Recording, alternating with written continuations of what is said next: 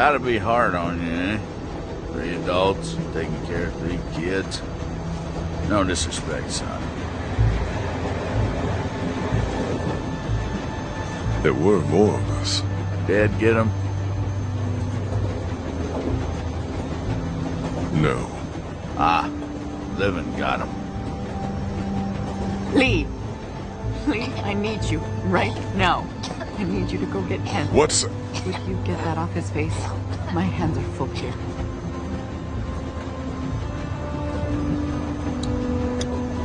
Thank you. Could you just get that off his face, please?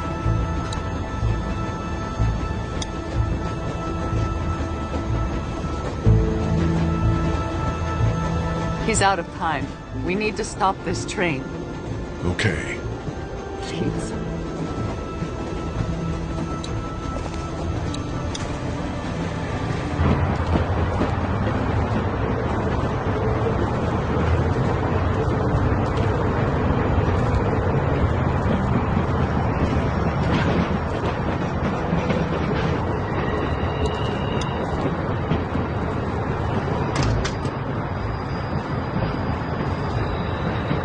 You need to stop the train.